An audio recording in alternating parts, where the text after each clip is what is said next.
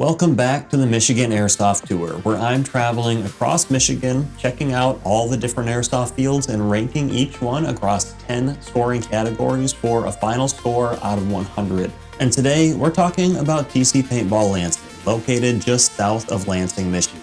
I also want to mention right away that this field appears to be in the process of rebranding as Capital City Paintball. So depending on when you're watching this or searching for them online, you might see either name. This review is based off the day that I played there, and I want to be fair, but also honest. There were some fun moments, and the players that I met were friendly, but overall, this field had some major areas that they need improvement on, especially when it comes to organization, safety enforcement, rules, and staff presence. So with all that being said, let's jump right into category number 1. Category number 1 is field layout and design. They're getting a 6 out of 10 in this category.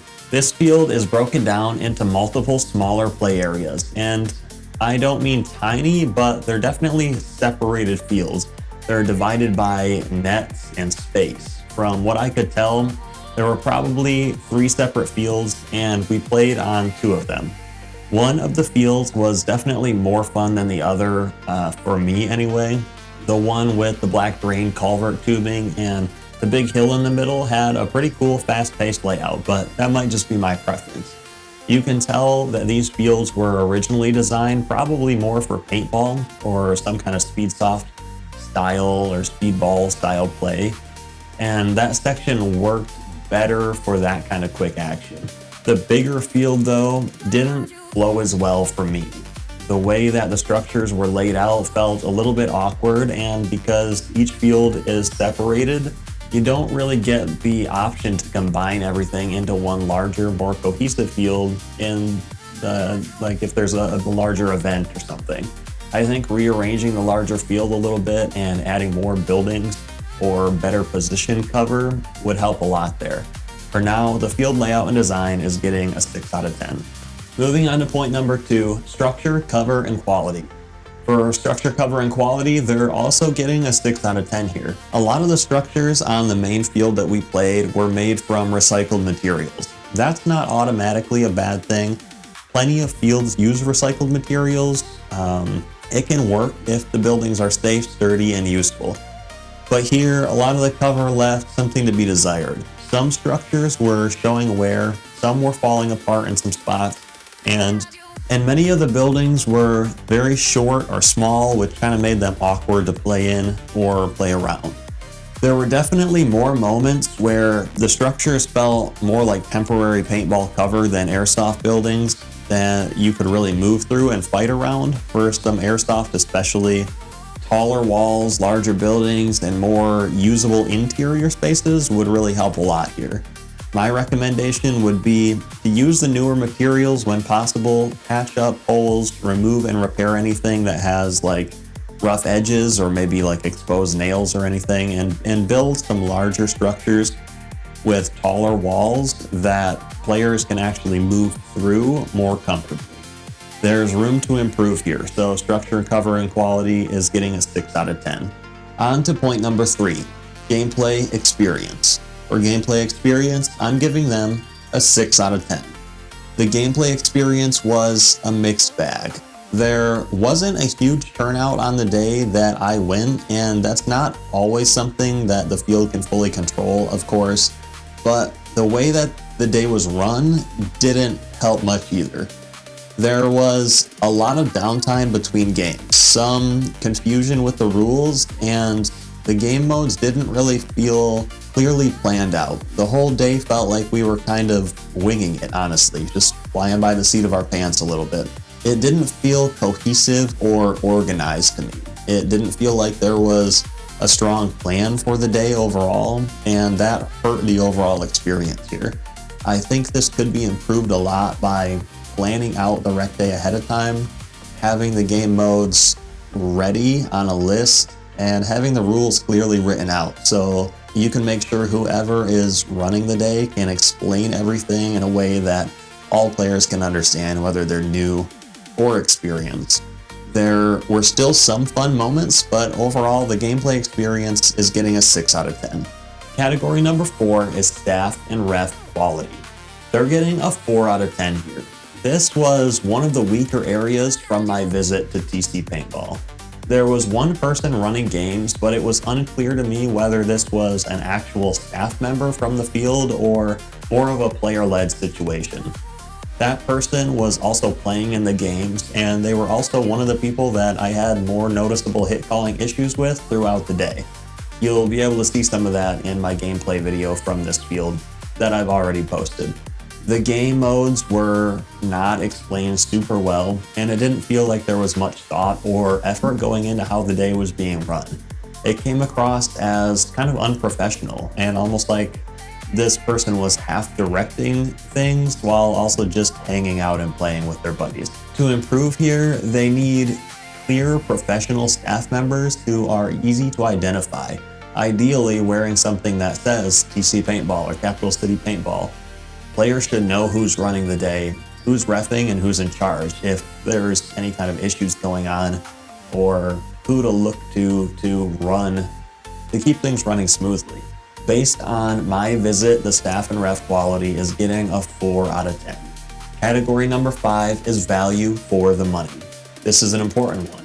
In this category, I'm giving them a 6 out of 10. It was a pretty standard rec play price, like $20 or $25, but even though the price was normal, the value didn't feel very strong to me. The main reason here is that the experience itself was kind of underdeveloped. The games were confusing at times, there was a lot of downtime, there was not a clear staff presence running the games, and the overall feeling was a little too casual in the wrong way. There's some difference between a relaxed airsoft day and a day that feels like, give us your money and go figure it out in the woods. This leaned a little too much towards the latter. I don't feel like it was a complete waste of money, but also I didn't leave feeling like I got a strong value compared to some of the other fields on this list that are mostly all at the same price point.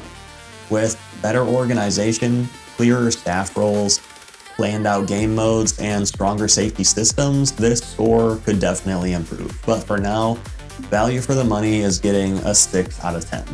Category number 6 is safety and rules.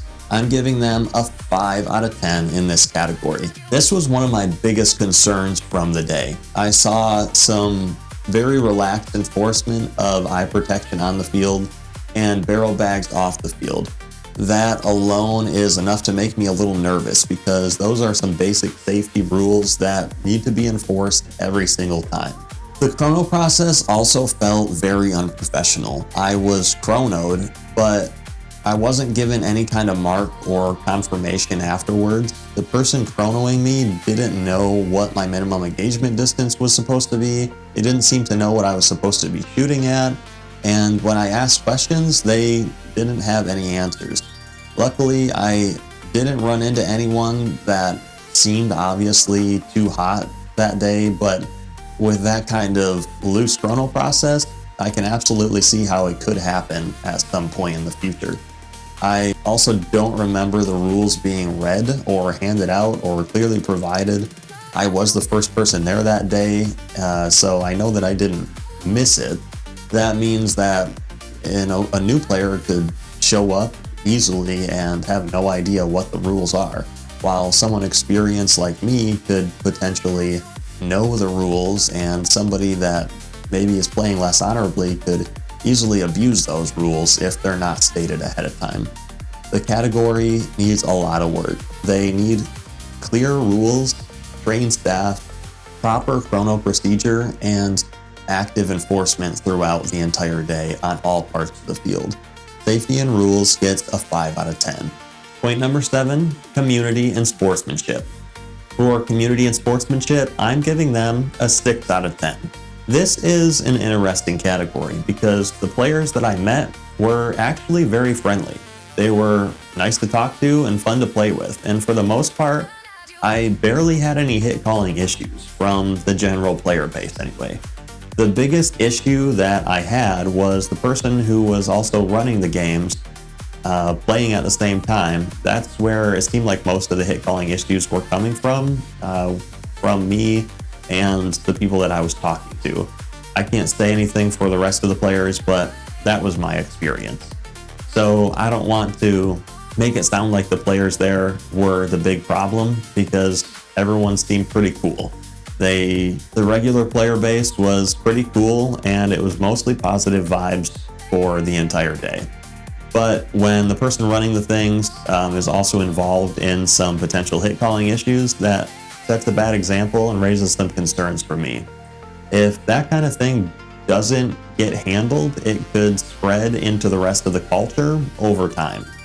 With more good players like the ones that I met and actual dedicated staff to keep things clean and fun, the score could definitely improve in this category. But based on this day, community and sportsmanship is getting a 6 out of 10. Moving on to category number 8, amenities and facilities. They're getting a 6 out of 10 in this category. The check-in area felt a little chaotic and not very well put together. It was in a large garage or a pole barn type building with a lot of stuff laying around, and it didn't really feel like a clean, organized pro shop or check-in area that you'd like to see. I also didn't see much available for sale. I had a hard time finding some of the basic essentials or where things would have been for sale and prices, things like that. It just wasn't organized in a way that would allow you to find things that you need very easily. I also didn't notice any food or drinks available for sale. If I missed them, that's on me, but I looked and I didn't find much. On a hot day, that can become a real problem, especially for newer players or younger players who might not bring enough water. Having those things available, super important. To improve, I think they need to clean up and organize that shop area and make it look more professional and clearly a pro shop, or clearly the place where they're doing business, clearly offer the essentials for sale. Have the food and water available, even if it's just little snacks and bottled water, goes a long ways. Make sure that there's restrooms that are clearly marked and clean as well. Amenities and facilities, 6 out of 10. Point number 9, media friendliness. For media friendliness, I'm giving them a 10 out of 10 in this category. This is one that's pretty straightforward. It's outdoors, there's good natural lighting, and there wasn't copyrighted music playing during the day on the field or off the field that would be a problem for making YouTube content. I also didn't run into any restrictions on the filming or anything like that. From a content creator standpoint, there really wasn't much holding me back. The fields are small, but you can still get some usable gameplay footage. The fast-paced nature of the smaller fields can actually be good for filming because they're usually close to the action and there's always something going on. So while there are definitely other categories that need work, media friendliness is not one of them. If you're going to make a trip here with the intent to film gameplay, you should be able to get decent footage without any major issues. So media friendliness is getting a 10 out of 10 from me. Last but not least, point number 10, replay value and X factor. They're getting a 6 out of 10 in this category. As far as X factor goes, I don't really think this field has a strong X factor right now. Maybe the biggest unique thing that they have going for them is that they're one of the only airsoft options that's directly near Lansing, but I don't know if that really counts as an X factor. Replay value is pretty low for me based on this visit. The poor organization, the loose safety enforcement, the unclear rules, the lack of staff presence, and the weaker value overall just makes it hard for me to want to go back anytime soon. With that being said, I do plan to go back eventually to refresh this review, probably a couple years down the road, assuming that the field is still around and hopefully improving by then. There is room for this field to get better, certainly. The location could be useful for the players in the Lansing area, and some of the small field gameplay really has potential. But right now, there is a lot that needs to be done to tighten it up before I would feel excited to return. Replay value and X factor, 6 out of 10. So when we add everything up, TC Paintball Lansing, aka Capital City Paintball, is going to finish with a final score of 61 out of 100.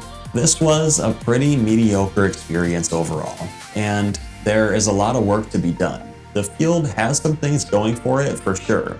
Some of the players were friendly, the small fields can create some cool fast-paced action, and from a media standpoint, you can get some good footage there. But the major issues were organization, staff presence, safety enforcement, rules, chrono procedures, and the overall feeling that the day wasn't being run with enough structure or professionalism. The biggest improvements that I'd like to see as a player to return here are clearly explained rules, better enforcement of eye protection and barrel bags off the field, more organization with the game modes, and a cleaner, better stock check-in pro shop area. I don't want this review to be a hammer dropped from the orbit on these guys, but I have to give you guys my honest opinion. I hope that they take this as constructive criticism and use it to improve if they see this video, because there really is potential here, especially for players near Lansing that need their go-to every weekend place. But based on my experience that day, this field is landing on a 61 out of 100.